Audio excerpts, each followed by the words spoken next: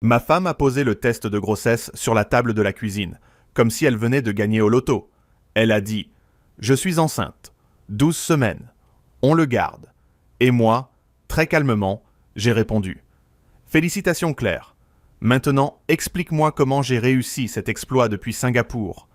Voilà comment mon mariage a commencé à sentir le café brûlé, le mensonge cher et le divorce avec option notaire. Je m'appelle Nathan Cross, 39 ans, chef de projet dans une boîte tech basée à Boston. Le genre d'homme qui connaît mieux les salons d'aéroport que son propre canapé. Je voyageais tout le temps. Londres, Zurich, Tokyo, Singapour, parfois Paris, quand mes clients français décidaient qu'un mail ne suffisait pas pour dire non. Claire, elle, adorait appeler ça notre vie internationale. Moi, j'appelais ça un abonnement premium à la fatigue. Ce matin-là, j'étais rentré depuis 2 jours, encore décalé, encore avec une valise ouverte dans l'entrée, chemise froissée, reçu de taxi, adaptateur, et ce petit parfum de cabine pressurisée que même la meilleure lessive ne pardonne pas. Claire avait préparé des pancakes, ce qui aurait dû m'alerter. Chez nous, les pancakes étaient réservés aux excuses, aux anniversaires et aux mauvaises nouvelles déguisées en ruban rose. Elle portait mon vieux sweat de Harvard, cheveux attachés, sourire lumineux, trop lumineux, comme ces pubs de mutuelle où tout le monde court au ralenti dans un parc sans jamais payer de franchise. Elle a glissé une enveloppe devant moi. J'ai cru à un devis, un truc du syndic, une facture de toiture, quelque chose de normal, donc de terrifiant. À l'intérieur, il y avait une échographie, un petit haricot gris, flou, officiel, avec son nom, la date, et cette mention qui m'a vidé le corps d'un seul coup. 12 weeks.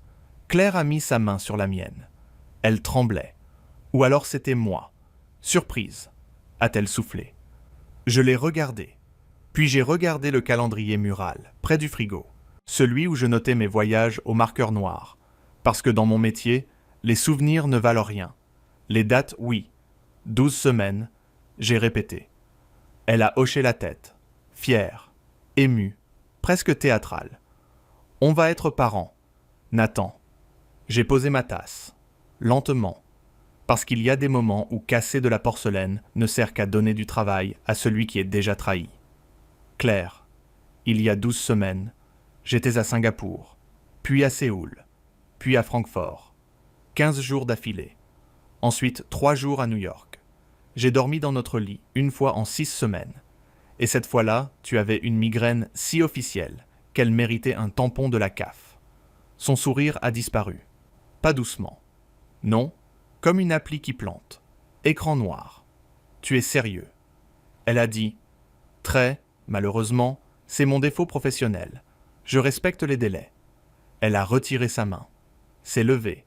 A fait 2 pas vers l'évier. Puis s'est retournée. Tu es en train de m'accuser. Je suis en train de compter. Nuance. Ça l'a rendue furieuse.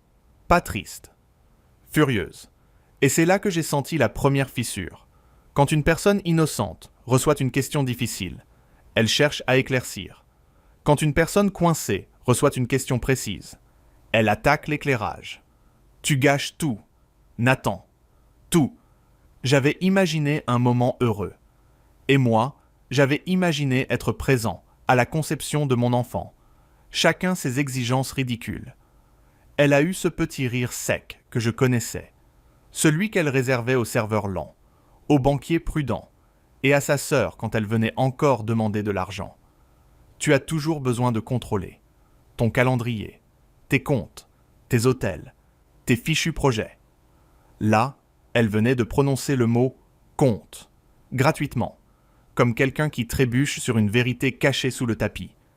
Je n'ai pas crié, je n'ai pas frappé la table, je n'ai pas joué la scène du mari humilié, façon mauvais téléfilm du dimanche.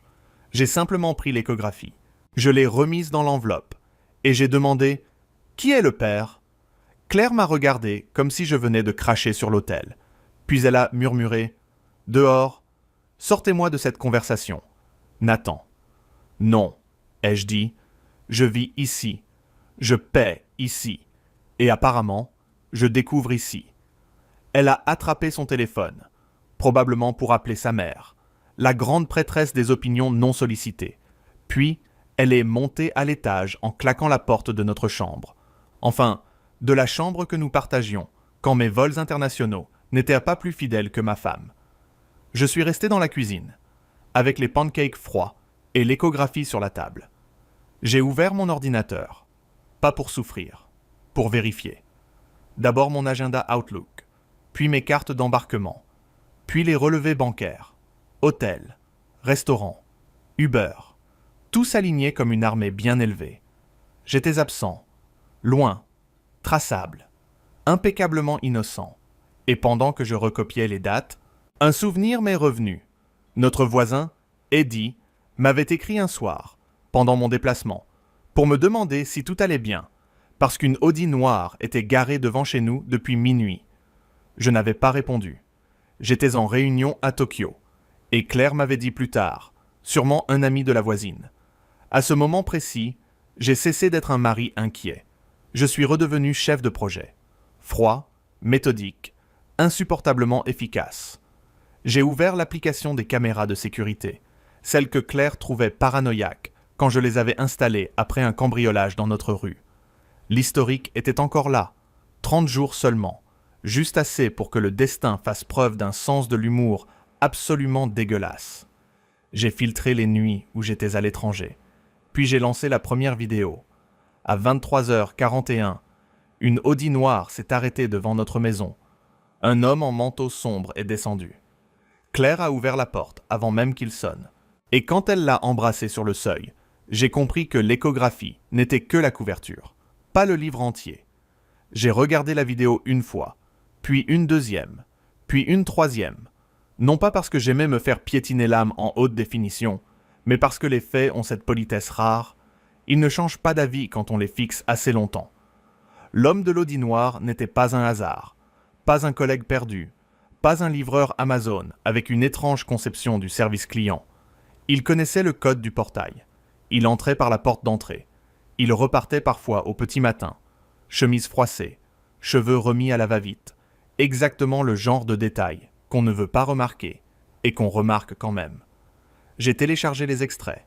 J'ai noté les dates, les heures, les plaques partiellement visibles, et j'ai créé un dossier nommé « Toiture ». Parce que si Claire tombait dessus, elle ne cliquerait jamais. La toiture l'intéressait autant que mes réunions de budget, c'est-à-dire uniquement quand il fallait râler. À 7h18, elle est redescendue, yeux rouges, mais menton haut, son téléphone à la main. Elle avait visiblement appelé sa mère, car son expression disait déjà « Je suis soutenu par un tribunal de gens qui n'ont rien vu. » Elle m'a trouvé devant l'ordinateur. « Tu fais quoi ?» a-t-elle demandé. « Je travaille. » Techniquement, c'était vrai. Je travaillais à sauver le reste de ma vie. Elle a croisé les bras. « Nathan, je ne vais pas tolérer tes insinuations. » « Ma chère, j'ai dépassé l'insinuation. Je suis dans l'export vidéo. » Elle a blêmi. 1 seconde. Pas plus, mais assez. J'ai tourné l'écran vers elle. L'Audi noire. Mardi 14. 23h41. Jeudi 16. 0h12. Dimanche 19. 22h58. Et là, bonus familial. Il repart avec ton mug de Noël. À la main. Très intime. Très saisonnier. Claire a fixé l'écran, comme si c'était lui le coupable. Pas elle. Puis elle a choisi l'attaque classique. Tu m'espionnais ? Non. J'ai installé des caméras visibles sur ma maison. Nuance. L'espionnage. C'est quand on cache la vérité. Tu veux qu'on parle de cachette. Elle a ouvert la bouche, l'a refermée, puis a lâché. Ce n'est pas ce que tu crois. Ah, la phrase préférée des gens qui ont été filmés, en train de faire exactement ce qu'on croit. Elle a secoué la tête, presque indignée. Jordan était là parce que j'allais mal.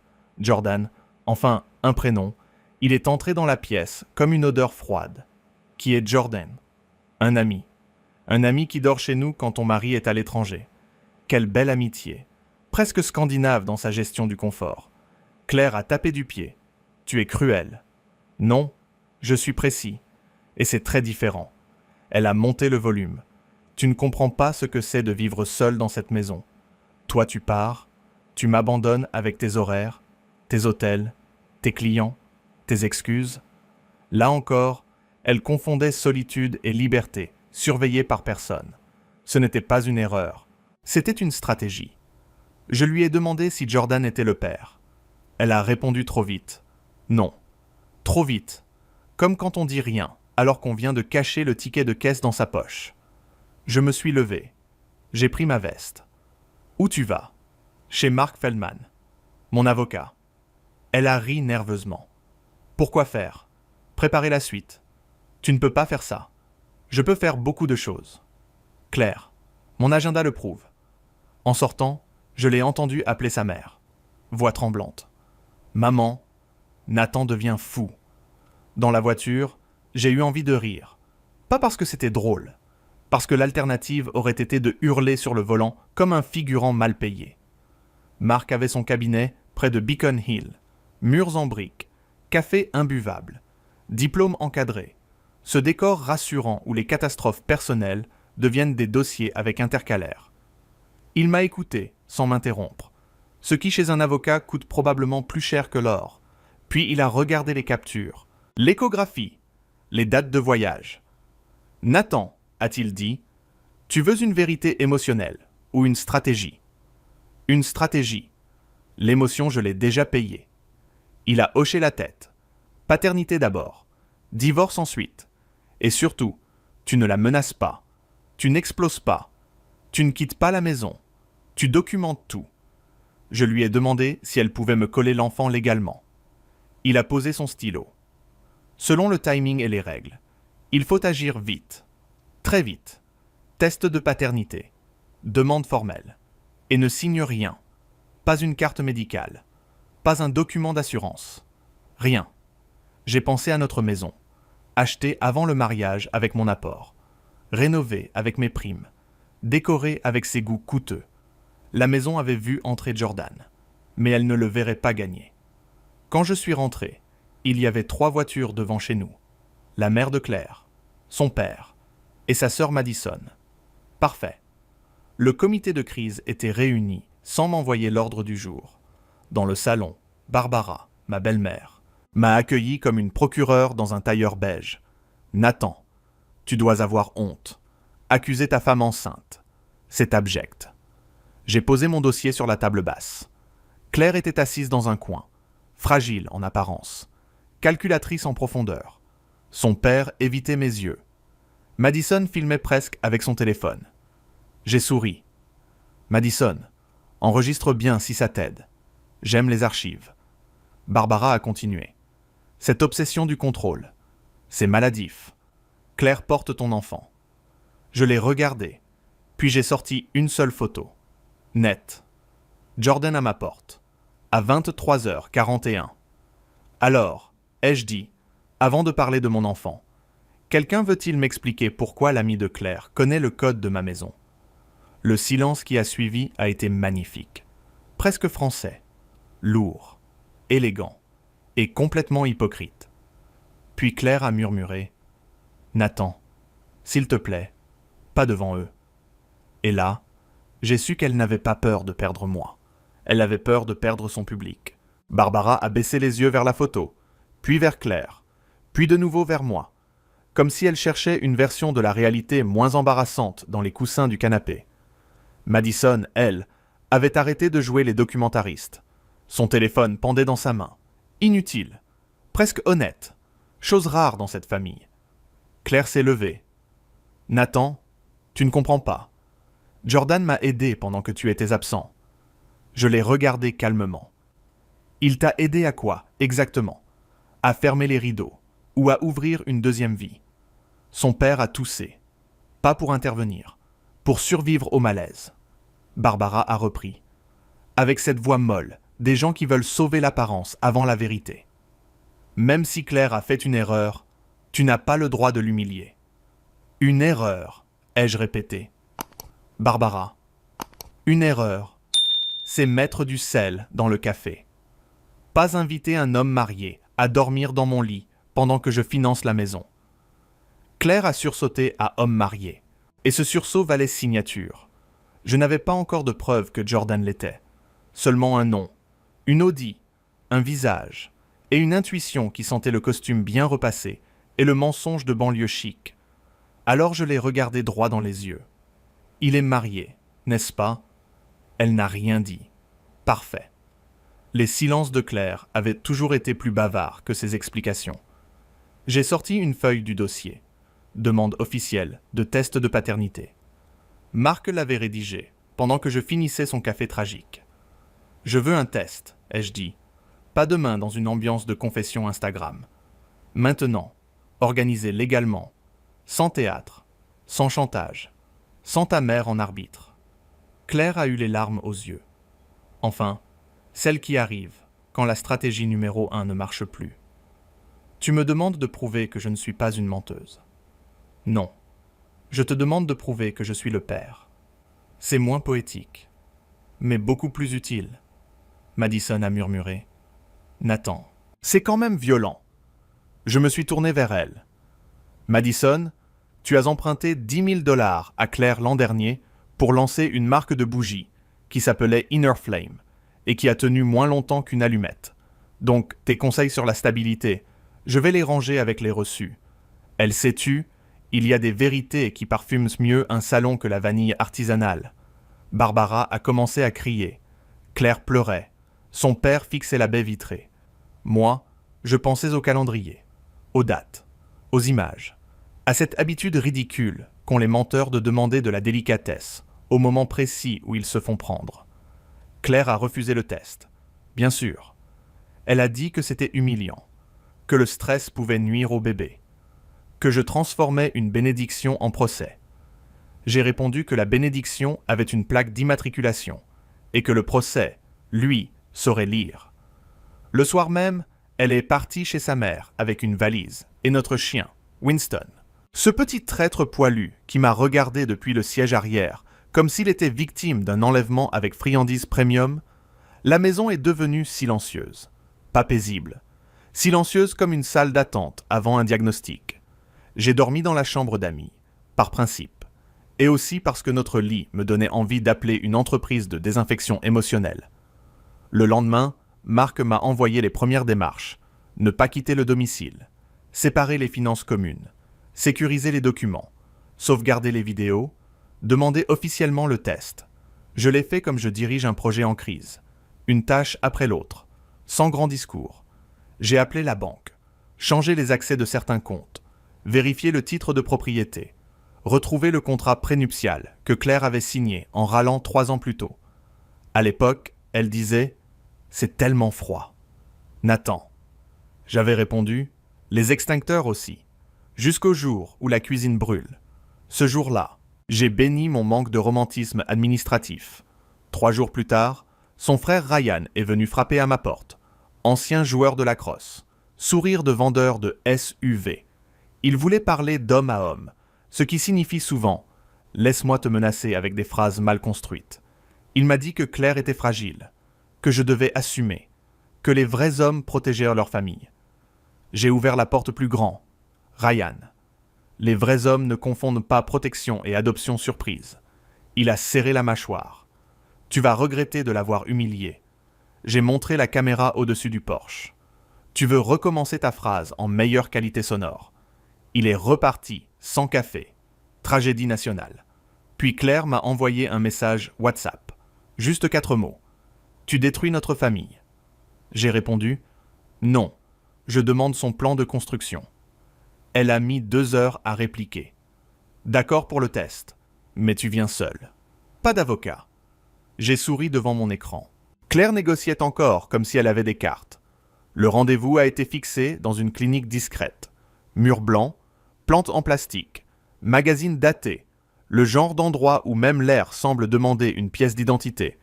Elle est arrivée avec Barbara, évidemment. Manteau camel, lunettes noires, dignité louée pour l'occasion. Claire avait le visage fermé, la main posée sur son ventre. Elle m'a lancé. Après ça, tu me devras des excuses publiques. J'ai signé le formulaire. Bien sûr. Et si les résultats disent le contraire, je t'offre le même format. Public, lisible, avec pièces jointes. Elle a détourné les yeux. Le prélèvement a pris moins de 5 minutes. 5 minutes pour mesurer un mensonge de plusieurs semaines, C'était presque économique. En sortant, Barbara m'a soufflé. « Tu n'es plus l'homme que Claire a épousé. » J'ai répondu « Non, je suis celui qu'elle aurait dû éviter de sous-estimer. » Les résultats devaient arriver sous quelques jours. Claire est revenue à la maison le lendemain, sans demander, avec Winston, une valise. Et cette arrogance fragile des gens qui misent tout sur le doute des autres, elle a essayé de cuisiner, de sourire, de remettre une normalité tiède sur les murs. Le troisième soir, mon téléphone a vibré pendant qu'elle servait des pâtes trop cuites. Un mail de la clinique, objet, paternity result. Claire s'est figée. Moi, j'ai posé ma fourchette, ouvert le fichier, et avant même de lire la ligne finale, j'ai vu son visage comprendre que le monde venait d'arrêter de lui appartenir.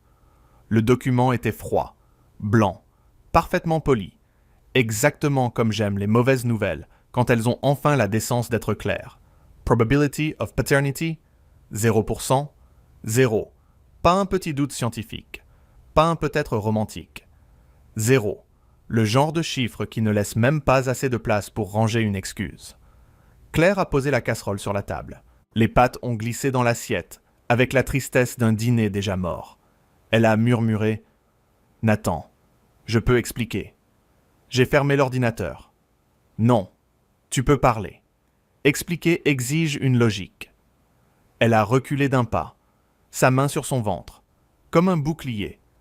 Je ne savais pas comment te le dire. C'est curieux. Tu avais pourtant trouvé comment me dire « on le garde ». Elle s'est mise à pleurer, mais sans bruit, et j'ai ressenti quelque chose d'étrange. Pas de la joie, pas de vengeance. Juste le soulagement sec d'un homme qui arrête enfin de négocier avec le brouillard. Je lui ai demandé « Jordan ». Elle a hoché la tête. À peine. Il est le père. Il est marié. Elle a fermé les yeux. Oui, et sa femme le sait. Non. Évidemment, dans cette histoire, personne ne savait rien, sauf les caméras, ces petites fonctionnaires du réel. J'ai pris mon téléphone, transféré les résultats à Marc, puis j'ai créé un message groupé pour Barbara, son père, Madison, Ryan, objet, résultat du test, une seule phrase. Comme demandé par plusieurs d'entre vous, voici la preuve de ma cruauté. Pièce jointe ci-dessous. J'ai appuyé sur envoyer. Claire a crié mon prénom, pas par douleur, par panique sociale. Toujours cette obsession du public. Elle a tenté d'attraper mon téléphone. Je l'ai levé hors de portée, calmement. Nous ne faisons plus semblant. Claire, pas dans ma maison. Elle a blêmi. Ta maison. Oui, celle achetée avant le mariage. Celle protégée par le contrat que tu trouvais froid. Tu te souviens? L'extincteur. Il y a eu une avalanche de messages dans la minute. Barbara d'abord, appel manqué, puis 10 autres. Madison a écrit « C'est horrible ». Ryan a écrit « On doit parler ». Son père n'a rien écrit. Ce qui, pour la première fois, m'a semblé intelligent. Claire s'est assise, cassée en surface, encore stratégique dessous. Tu vas vraiment me mettre dehors enceinte. Je vais te demander de quitter une maison où tu as installé ton mensonge. La grossesse ne transforme pas mon salon en zone diplomatique. Marc m'avait prévenu. Ne change pas les serrures n'importe comment. Ne fais rien d'illégal. Tout documenté. Tout propre. J'ai donc fait propre. Terriblement propre. Je lui ai donné une date, une procédure, une chambre séparée, en attendant, et aucun accès à mes comptes. La propreté administrative a ceci de cruel, qu'elle ne laisse pas de prise au drame. Claire a essayé les excuses, puis les souvenirs, puis la colère. Tu étais toujours absent, Nathan. J'ai répondu. Et toi, apparemment, jamais seul. Elle m'a dit que Jordan l'aimait, mais que sa situation était compliquée. Cette phrase devrait être interdite par la FDA. Elle provoque des illusions dangereuses chez les adultes diplômés. J'ai demandé son nom complet. Elle a refusé. Alors j'ai souri. Claire, j'ai une plaque, une caméra, un avocat et Internet. Ne transforme pas une information facile en chasse au trésor. Le lendemain, Marc a lancé la procédure de divorce. Froidement, efficacement. Comme une porte qui se ferme sans claquer. Claire a quitté la maison 3 jours plus tard. Barbara est venue l'aider Elle ne m'a pas regardé. Madison non plus. Ryan a porté 2 cartons avec l'air d'un héros tragique chez Ikea. Winston est resté dans l'entrée, assis entre nous. Claire a dit « Je le prends ». J'ai répondu. Winston a été adopté par moi avant le mariage. Contrat vétérinaire à mon nom. Vaccin à mon nom. Mutuelle animale à mon nom. Même le chien avait une meilleure paperasse que ton histoire. Winston a choisi son camp en allant se coucher sur mes chaussures. Enfin, un témoin fiable. Quand la porte s'est refermée, la maison n'a pas paru vide. Elle a paru respirer. J'ai fait venir une société de nettoyage, changer les draps, ranger les photos dans une boîte, annuler le compte partagé et envoyer au notaire tous les documents demandés. Oui, aux États-Unis, on ne dit pas notaire comme en France. Mais j'avais assez travaillé avec des clients lyonnais pour apprécier le concept d'un adulte tamponnant la réalité avec sérieux. Les semaines suivantes ont été une guerre de détails.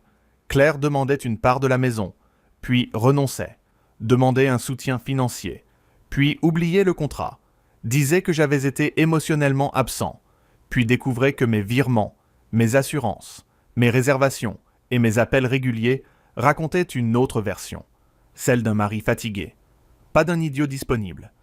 Jordan, lui, est apparu plus tard dans un mail de Mark. Jordan Whittaker, consultant financier, marié, 2 enfants, une maison à Newton, une Audi noire, banalité haut de gamme. Claire m'a appelé ce soir-là, voix basse, « Ne contacte pas sa femme ». J'ai répondu, « Je ne suis pas ton service de gestion de scandale ». Elle a pleuré. Il va arranger les choses. Il n'a rien arrangé. Bien sûr, les hommes comme Jordan adorent les secrets, tant qu'ils restent confortables. Dès qu'un secret demande une pension, ils découvrent soudain la complexité morale. Au tribunal, Claire avait le visage pâle. Jordan n'était pas là. Surprise générale de personne. Le juge a examiné les dates, le contrat, les comptes, les preuves, la paternité. Et quand Claire a tenté une dernière fois de dire que j'avais détruit notre couple par manque de confiance, mon avocat a posé la capture de l'Audi devant elle. Marc a simplement dit « La confiance n'a pas ouvert cette porte à 23h41. Le divorce a été prononcé plus vite que prévu. Je gardais la maison, mes comptes, mes biens principaux. Elle gardait ses dettes, ses valises, et une histoire qu'elle ne pouvait plus vendre comme une tragédie dont j'étais le méchant. À la sortie, elle m'a attendu près des marches. Le vent de Boston lui fouettait le manteau. « Nathan », a-t-elle dit. Jordan ne répond plus.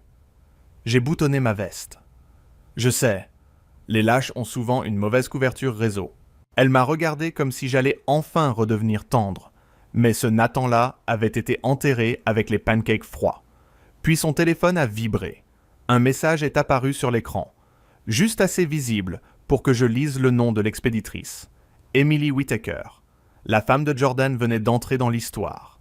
Et Claire comprenait enfin ce que ça faisait d'être l'autre personne à qui on avait menti. Emily Whittaker n'a pas crié, du moins pas devant moi. Elle a simplement écrit à Claire. Je sais tout. Ne contacte plus ma famille. Et cette sobriété m'a presque donné envie de lui envoyer une carte de remerciement. Claire a pâli. Puis elle m'a demandé si c'était moi, si j'avais parlé.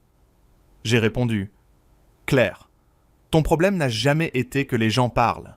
C'est que les faits finissent toujours par savoir écrire. » Jordan l'a quitté 2 semaines plus tard. Enfin, quitter est un grand mot. Il a surtout disparu avec l'élégance d'un reçu qu'on refuse d'imprimer. Il lui a expliqué par message qu'il devait protéger ses enfants, son mariage, sa carrière, bref, tout ce qu'il avait oublié de protéger quand l'Audi se garait devant chez moi. Claire a fini dans un appartement loué par sa mère, à Cambridge, avec des meubles blancs trop neufs et une solitude qui ne venait plus de mes voyages. Moi, j'ai gardé la maison, Winston, mes comptes, et surtout le silence. Ce silence propre après les tempêtes. Celui où personne ne réécrit votre journée à votre place. J'ai vendu quelques meubles, changé la serrure correctement, légalement, sans spectacle. Puis, j'ai repeint la cuisine. Plus de jaune doux choisi par Claire. Un gris ardoise. Calme, net, presque impoli. 6 mois plus tard, mon travail m'a envoyé à Tokyo pour sauver un projet qui ressemblait à un train régional français. Un jour de grève. annoncé, retardé et officiellement incompris. C'est là que j'ai rencontré Yuki, consultante en cybersécurité, 36 ans, regard franc, humour sec, précision chirurgicale. Elle a démonté mon planning en 12 minutes et mon cynisme en 3 semaines. Le premier soir où nous avons dîné près de Shinjuku, elle m'a demandé pourquoi je vérifiais toujours les sorties, les horaires, les détails. J'ai dit « vieille habitude de chef de projet ». Elle a répondu « non, vieille habitude d'homme trahi. C'est différent ». J'ai ri, parce qu'elle avait raison, et parce qu'elle n'essayait pas de transformer ma cicatrice en défaut décoratif. Avec elle, il n'y avait pas de théâtre, pas de phrases floues, pas de téléphone retourné comme une crêpe coupable. Elle disait où elle allait, je disais où j'allais, non par surveillance, mais par respect. Cette chose simple que certains traitent comme une punition. 1 an plus tard, elle est venue à Boston. Winston l'a adoptée en 8 minutes. Ce chien n'a aucune loyauté politique, mais un excellent jugement humain. On a marché le long de la Charles River. Elle a vu la maison, la cuisine grise, les étagères trop alignées, les traces invisibles de ce que j'avais survécu sans me mettre à genoux. Elle m'a demandé si je regrettais quelque chose. J'ai pensé aux pancakes froids, à l'échographie, à l'audi noir, à Claire qui confondait amour et couverture sociale. Puis j'ai répondu « Oui, j'aurais dû acheter de meilleures caméras plus tôt ». Yuki a ri, et ce rire-là n'avait rien à cacher. Plus tard, Claire m'a envoyé un long message. Elle disait qu'elle comprenait maintenant, qu'elle avait perdu Jordan, sa famille, mon respect, qu'elle voulait une conversation pour tourner la page. J'ai lu, j'ai respiré, puis j'ai répondu. La page est tournée, Claire, mais le livre n'est plus chez toi. Et j'ai posé le téléphone face visible sur la table, parce que dans ma nouvelle vie, personne n'avait besoin de le retourner. Beer. And Festa, welcome in. Good timing, everyone. Oh, really? We're gonna crack a beer. Oh, it was a bit shit, wasn't it? Sorry, everyone. This beer is significantly less nice than a can. I just got home from performing ventriloquism. I feel like you're teeing me up for a joke here. Go on. Oh. Oh, that was good. No Guinness. Ha ha! No, it's my job. You're a ventriloquist. Tell me more. What? I'm so confused. Festa, thank you for the follow. Welcome in. Where in the world are you? And thank you for thanking Golin for your gifto. Are you Jeff Dunham? Are you Jeff Dunham? Ventriloquism scares me a little bit. I'm not gonna lie. Weirder the better. Love that. I've done ventriloquism for 15 plus years. I don't know why this feels like you're teeing me up for a joke still. Why? Like, how can you do that? As someone with a lisp, I struggle to talk as it is. Hi, Canna. Is Jeff Dunham still working? I don't know, actually. He's in chat, so we'll ask him. Hello, I'll be like, had a really bad day. I could just cry. Oh, Canna, I'm sorry. I'm sorry you had a shit day at work. I hope your day turns around. I hope your bath is nice. Look after yourself. I have a few shows coming up. Sick, as in Jeff Dunham does, or you do. I've always set it for an epic one-liner of jokes. So do I, Oros. I really do. Do we have any jokes about ventriloquism? We are the same. Oh my god, guys, Jeff Dunham is in my chat right now. Oh wait, your username is also Jeff. I just realised. Just spelt differently. We're so cynical. Like the time that what's his name came into my chat and said about, and then I ended up getting 200 quid. Oh my god, if someone could come into my chat and give me £200, if someone could come into my chat and give me £200 right now, that would really, really, really just turn my entire month around. I'm currently owed like nearly £4,000 in invoices, and I'm having to transfer money out of my savings to pay my bills. I guess you could say we're hearing voices. That's a rough one, Ross. That's a rough one. What was his name? Steven Shapiro. Can we get Steven Shapiro back in here? I'll do an impression of anyone for 200 quid. Honestly, guys. Sorry, not my best work. Jokes about What's everyone's favourite dad joke? Pay your freelancers on time, damn it! Ventriloquism. What's everyone's favorite dad joke? Everyone tell me a dad joke right now. I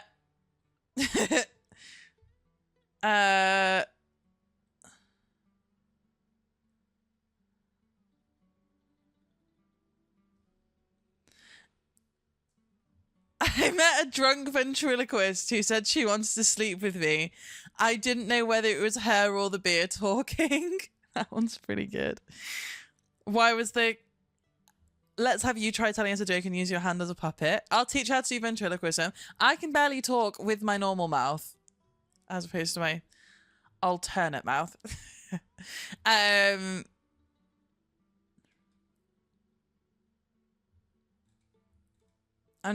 there's loads.